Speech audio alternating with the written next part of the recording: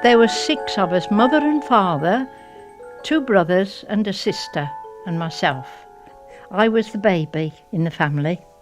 My father was an electrical engineer. There can't have been many of those about in those days. No, it was the early days of electricity. When he was out of work when I was born, but Cadbury's, the chocolate firm, advertised for an electrical engineer. And my father was able to apply for that job because he'd been working at a firm who had been trying to electrolise all their works. Had Cadbury's had electricity for a long time? No, Cadbury's were just starting up their refrigeration plant. Up till that time, the chocolate had been cooled in the cellars, and the river ran through the cellars to keep it cool.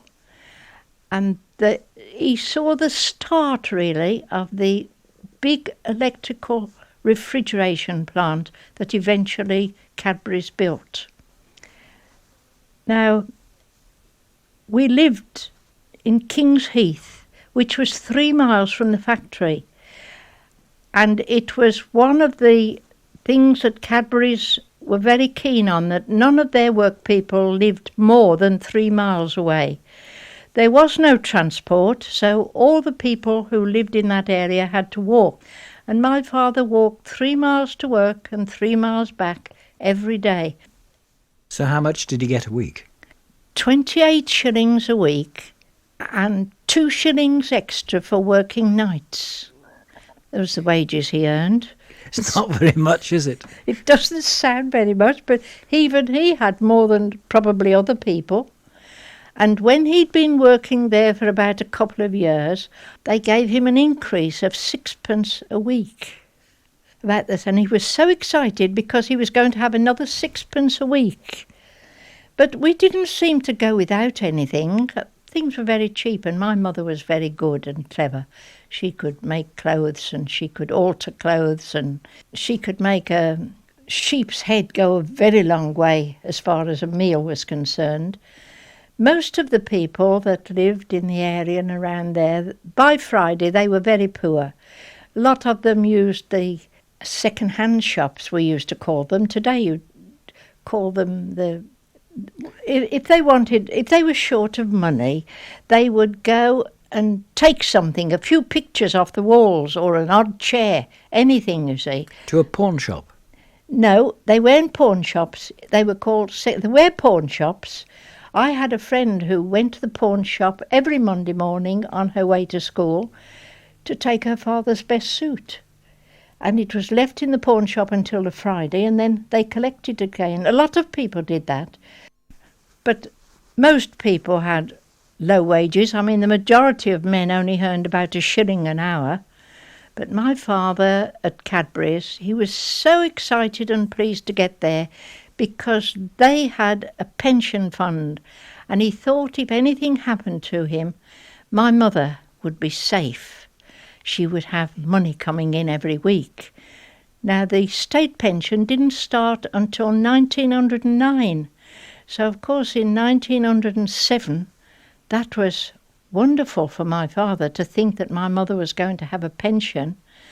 And he was so excited about that. He felt as if it was the right thing. And he didn't mind the wages being low because there were all these other facilities that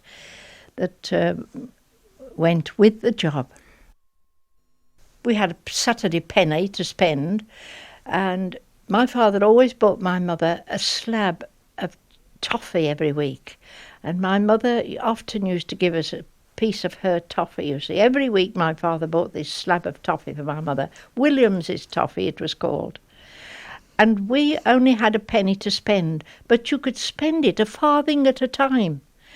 You could buy a licorice band for farthing or a kale sucker. But we always, nearly always anyway, bought aniseed balls. They were 16 for a penny. So you could have 8 for halfpenny. So we could have a kale sucker, a licorice band, and 8 aniseed balls. Now, we knew that the Saturday penny was the Saturday penny. We never asked for any more. That was it. I don't think we were children that kept asking for this, that and the other, because we knew that there wasn't any money, and all the families were the same. All our friends only had a penny on a Saturday, and we enjoyed looking in the windows of the shop all the week to decide what we were going to buy with our penny on Saturdays.